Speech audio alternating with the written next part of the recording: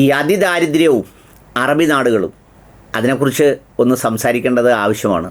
കഴിഞ്ഞ ദിവസം കേരളം അതിദാരിദ്ര്യ വിമുക്തമായപ്പോൾ ആ അതിദാരിദ്ര്യ വിമുക്തമായതിനെ രാഷ്ട്രീയമായും അല്ലാതെയും അനുകൂലിച്ചും പ്രതികൂലിച്ചുമൊക്കെ ഒരുപാട് വാദപ്രതിവാദങ്ങൾ നടക്കുകയുണ്ടായി. ഈ വാദപ്രതിവാദങ്ങളിലൊന്നും പങ്കില്ലാത്ത, എന്നാൽ ഈ വിവരങ്ങളും ഡേറ്റയും നമ്മളോട് സംസാരിക്കുമ്പോൾ ഇത് ബോധ്യപ്പെടുന്ന ഒരു വിഭാഗമാണ് ഈ പ്രവാസികളായ ആളുകൾ.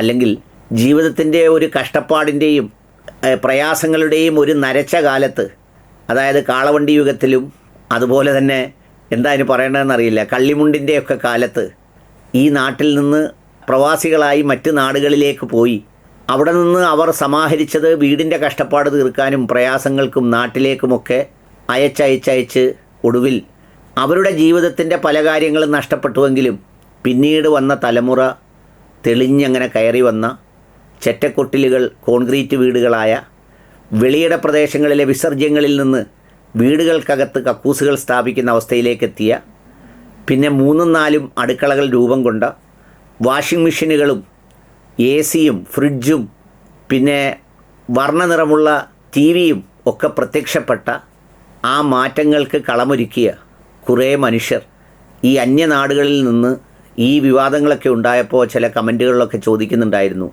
ഞങ്ങൾക്കിതിൽ പങ്കില്ലേ, ഞങ്ങൾക്കിതിൽ പങ്കില്ലേ എന്നൊക്കെ. യഥാർത്ഥത്തിൽ നമ്മുടെ രാജ്യത്ത് ഒരുപാട് പദ്ധതികൾ, ഈ പഞ്ചവത്സര പദ്ധതികളിലൂടെയൊക്കെ ഇത് നടപ്പിലാക്കിക്കൊണ്ട് പോകുമ്പോഴും ഗരീബി ഹഠാവോ എന്ന് പറയുന്ന മുദ്രാവാക്യം, അതിനുശേഷം നമ്മുടെ ഈ റേഷൻ കടകൾ ഇപ്പോൾ ഇല്ലാതായിക്കൊണ്ടിരിക്കുന്ന, കൊന്നുകൊണ്ടിരിക്കുന്ന പബ്ലിക് ഡിസ്ട്രിബ്യൂഷൻ സിസ്റ്റം സ്ഥാപിച്ചത്, പിന്നീട് NES ബ്ലോക്കുകൾ, നമ്മളിപ്പോൾ ഈ പറയുന്ന ബ്ലോക്ക് ഓഫീസുകൾ സൃഷ്ടിച്ചത് ഒക്കെ ആ പഴയ കാലത്തെ പട്ടിണിയുടെയും പരിവട്ടങ്ങളുടെയും പ്രശ്നങ്ങളെ സർക്കാർ വളരെ വിജയകരമായി നേരിടുന്നതിന് ആത്മാർത്ഥമായി ശ്രമിച്ച ശ്രമങ്ങളുടെ ഭാഗമാണ്. പിന്നെ നമ്മളുടെയൊക്കെ കൺമുന്നിൽ നമ്മൾ കണ്ട ഈ ഗ്രാമീണ തൊഴിലുറപ്പ് പദ്ധതി എന്ന് പറയുന്ന ദാരിദ്ര്യ നിർമ്മാർജ്ജനത്തിനുള്ള വളരെ മഹത്തായ ഒരു വിപ്ലവം ഉണ്ടാക്കിയ ഡോക്ടർ മൻമോഹൻ സിംഗ് അടക്കമുള്ള ആളുകളൊക്കെ ഇതിന് സംഭാവനകൾ നൽകിയവരാണ് എന്ന് പറയുമ്പോഴും ബാക്കിയുള്ള ഇത് നടപ്പിലാക്കിയ സംസ്ഥാനങ്ങളെക്കാൾ ഇത് ഉയർന്ന നിലയിലേക്കങ്ങ് എത്തിപ്പോയതും എത്തിച്ചേർന്നതും നമ്മൾ ഈ ചരിത്രങ്ങളിൽ വായിക്കുന്ന നവോത്ഥാന നായകന്മാർ എന്തെങ്കിലുമൊക്കെ തൊഴിലെടുത്ത് അയച്ച കാശ് കൊണ്ടോ അല്ലെങ്കിൽ രാഷ്ട്രീയ നേതാക്കളിൽ ആരെങ്കിലും പ്രത്യേകമായി സവിശേഷമായി ജോലി ചെയ്ത് കൊണ്ടുവന്ന കാശ് കൊണ്ടോ ഒന്നുമല്ല എന്നുള്ളത് എല്ലാവർക്കും അറിയാവുന്നതാണ്. അതിൽ ഓരോ പ്രവാസിയും കേരള വികസനത്തിൻ്റെ അംബാസിഡർമാരാണ്. ഇതവർ പറഞ്ഞപ്പോൾ നമ്മൾ പൊതുവിൽ പറയുന്നൊരു സ്റ്റേറ്റ്മെൻ്റ് ആണല്ലോ ഇതൊക്കെ, ഇങ്ങനെയാണ് അങ്ങനെയാണ് പ്രവാസിയാണെന്നൊക്കെ പറയുമ്പോൾ ഇതിനെ വസ്തുതാപരമായി താരതമ്യം കഴിയുന്ന രേഖകളുണ്ടോ എന്നൊരു പരിശോധന ഞാൻ നടത്തുകയുണ്ടായി. അങ്ങനെ പരിശോധിച്ചപ്പോൾ കേരള പോവർട്ടി റേറ്റ്, കേരളത്തിൻ്റെ ദാരിദ്ര്യ കണക്ക് അല്ലെങ്കിൽ അതിൻ്റെ രേഖ എന്ന് പറയുന്നത് 1973-74 59.74%. അതായത് ഏതാണ്ട് പകുതിയിൽ കൂടുതൽ ആളുകൾ ദാരിദ്ര്യത്തിലാണ്. 81 ആയപ്പോഴേക്കും ഇതിൽ കുറച്ച് വ്യത്യാസം വന്നു. 93-94 ആയപ്പോഴത്തേക്ക് ഇത് 33.9%. 99-2000 ആയപ്പോഴേക്ക് 9.38 ആയി. 2004-2005 ആയപ്പോൾ ഇത് 20.2% ആയി. 2009-10 ആയപ്പോൾ ഇത് 12% ആയി. 2011-12 ഇത് 13% ആയി. 2017 ആയപ്പോൾ പോവർട്ടി റേറ്റ് ഡിക്ലൈൻ ചെയ്തു, പക്ഷേ ഇൻഇക്വാളിറ്റി കൂടി വന്നു. ഇതാണ് അതിൻ്റെ വസ്തുതാപരമായ കണക്ക്. ഈ രേഖകൾ എടുത്തു നോക്കുമ്പോൾ ഇതുമായി ചേർന്ന് പരിശോധിക്കേണ്ട മറ്റൊരു ഔദ്യോഗിക കണക്കുണ്ട്. അതായത് നമ്മുടെ മൈഗ്രേഷൻ റേറ്റ്. നമ്മുടെ മൈഗ്രേഷൻ റേറ്റ് എന്ന് പറഞ്ഞാൽ 1981 മിഡിൽ ഈസ്റ്റിലേക്ക് പോയ മലയാളികളുടെ കണക്ക് ഉദ്ദേശം ഏതാണ്ട് 100,000 പേരാണ്. 90 ആയപ്പോൾ അത് 5,30,000 ആയി. 2000 ആയപ്പോൾ അത് 1.53 മില്യൺ ആയി. 2012-13 ആയപ്പോൾ ഇത് 2.4 മില്യൺ ആയി. 2018 ആയപ്പോൾ അല്പം കുറഞ്ഞ് ഇത് 2.1 മില്യൺ ആയി.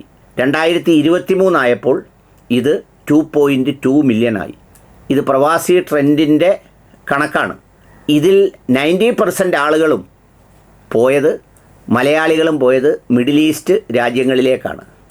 ഞാൻ പറഞ്ഞു വന്നത് ഈ വളർച്ചയുടെ റേറ്റ് ഇവിടുത്തെ പോവർട്ടി ഇൻഡെക്സുമായി വളരെ അടുത്ത് ബന്ധമുണ്ട്. കാരണം 73-74 ഇത് 59% പെട്ടെന്ന് 81 ആയപ്പോഴത്തേക്ക് വളരെ ഗണ്യമായി കുറഞ്ഞു വരുന്നൊരു സ്ഥിതിയിലേക്കെത്തി. അപ്പോഴത്തേക്ക് എന്താ കാര്യം? 1 ലക്ഷം പേരോളം അങ്ങ് ഗൾഫ് നാടുകളിലേക്കെത്തി. ഇത് 99-2000 ആയപ്പോഴേക്ക് 9.38 അപ്പോൾ ഈ 99-2000 ആയപ്പോഴത്തേക്ക് കേരളത്തിൻ്റെ സ്ഥിതി എന്താ? 1.53 മില്യൺ ആളുകൾ പ്രവാസി ലോകത്തെത്തി. എന്ന് വെച്ചാൽ നേരത്തെ ഉള്ളതിൻ്റെ എത്രയോ ഇരട്ടി ആളുകൾ അവിടെ എത്തി. ആ എത്തിയതോടുകൂടി അതേ നിരക്കിൽ പോവർട്ടി താഴേക്ക് വന്നു. പിന്നീട് ഒരല്പം ഡിക്ലൈനിങ് വന്നു. ആ ഡിക്ലൈനിങ് വന്ന എപ്പോഴാണ്? നമുക്കൊക്കെ അറിയാവുന്ന ഗൾഫ് മേഖലയിൽ ഒരു മാന്ദ്യമുണ്ടായി. ആ മാന്ദ്യമുണ്ടായ സമയത്ത് ഇതുപോലെ തന്നെ ഈ കൂടിയ സംഗതി, അതായത് 1999-2000 9.38 എന്ന് പറയുന്നത് 2004-2005 ആയപ്പോൾ 20.2 ഈ 2004-2005 ഒക്കെ ആകുമ്പോഴേക്കും ഗൾഫിലൊരു മാന്ദ്യമുണ്ടാവുകയും സാമ്പത്തികത്തിൻ്റെ ഫ്ലോ കുറയുകയും യുദ്ധങ്ങളും മറ്റുള്ള കാര്യങ്ങളും ഒക്കെ വന്നപ്പോഴത്തേക്ക് ഇവിടുത്തെ പോവർട്ടി നിരക്ക് കൂടി. ഇതാണ് അതിൻ്റെ വസ്തുതാപരമായ രേഖാപരമായ കണക്ക്. ഈ കണക്ക് വെച്ച് നോക്കുമ്പോൾ യഥാർത്ഥത്തിൽ കേരളത്തിൻ്റെ ദാരിദ്ര്യം എന്ന് പറയുന്ന നമ്മൾ കണ്ടുകൊണ്ടിരുന്ന ജീവിതത്തിൻ്റെ പ്രയാസം നിറഞ്ഞ അന്തരീക്ഷങ്ങളെ മാറ്റിമറിച്ചതിന് പിന്നിൽ ഗൾഫ് മണിയുടെ റെമിറ്റൻസ് ആണ് എന്നുള്ളത് വസ്തുതാപരമായി ഒരു സത്യമായ കാര്യമാണ്. കാരണം ഇത് ഒരു അനുഗ്രഹമായി കിട്ടിയത് കേരളത്തിന് മാത്രമേ ഉള്ളൂ. ഇത്രയും പ്രവാസികൾ മിഡിൽ ഈസ്റ്റിലുള്ളത് കേരളത്തിൽ നിന്ന് മാത്രമേ ഉള്ളൂ. എന്നാൽ രാജ്യത്ത് നടപ്പിലാക്കിയ പദ്ധതികളെല്ലാം ഇതുപോലെ തന്നെ മറ്റ് സംസ്ഥാനങ്ങളിൽ നടപ്പിലാക്കി. പബ്ലിക് ഡിസ്ട്രിബ്യൂഷൻ സിസ്റ്റം മറ്റ് സംസ്ഥാനങ്ങളിലുണ്ടായിരുന്നു. NES ബ്ലോക്കുകൾ മറ്റ് സംസ്ഥാനങ്ങളിലുണ്ടായിരുന്നു. പിന്നെ ഗ്രാമീണ തൊഴിലുറപ്പ് പദ്ധതി മറ്റ് സംസ്ഥാനങ്ങളിലുണ്ട്. ഇനി അഴിമതിയുടെ കാര്യത്തിൽ മറ്റ് സംസ്ഥാനങ്ങളെ വെല്ലുന്ന അഴിമതി നമ്മുടെ നാട്ടിലുമുണ്ട്. അവിടെ ഇല്ലാത്തതൊന്നും പ്രത്യേകിച്ച് ഇവിടെ ഇല്ലാത്തതൊന്നും അവിടെയും ഇല്ല. ആകെ അതിലുള്ള വ്യത്യാസം ഈ പ്രവാസി ലോകത്ത് അല്ലെങ്കിൽ മിഡിൽ ഈസ്റ്റിലേക്ക് പോയ ഗൾഫ് മലയാളികളുടെ സംഭാവനയാണ് എന്നുള്ളതിൽ യാതൊരു തർക്കവുമില്ല. അതിനെ സബ്സ്റ്റാൻഷ്യേറ്റ് ചെയ്യാൻ ഈ ഡേറ്റ മാത്രം മതിയാവുന്നതാണ്. കാരണം പലരും ഞങ്ങളുടെ പങ്കില്ലേന്ന് ചോദിച്ചപ്പോൾ വസ്തുതാപരമായി നമ്മുടെ കൺമുന്നിൽ നമുക്കത് അനുഭവമുള്ളതാണ്, അറിയാവുന്നതാണെങ്കിൽ പോലും നമ്മളത് വെറുതെ പറഞ്ഞാൽ ഒരാൾക്ക് സബ്സ്റ്റാൻഷ്യേറ്റ് ചെയ്യാൻ പാടാണ്. അതുകൊണ്ടാണ് ഞാൻ ഈ പോവർട്ടി ഇൻഡെക്സിൻ്റെ കണക്ക് അതിൻ്റെ രേഖകളിൽ പോയി എടുത്തതും അതിൻ്റെ ആ ഗ്രോത്തും അപ്വേർഡ് ഗ്രോത്തും ഡൗൺവേർഡ് ഗ്രോത്തും അനുസരിച്ചുള്ള ചേഞ്ച് മിഡിൽ ഈസ്റ്റിലേക്കുള്ള പ്രവാസിയുടെ മൈഗ്രേഷനുമായി ഡയറക്റ്റ് റിലേറ്റഡ് ആണ്. No doubt it is absolutely directly proportional that the poverty index rate changes are directly proportional to the outward migration of Keralites to Middle East countries. No doubt.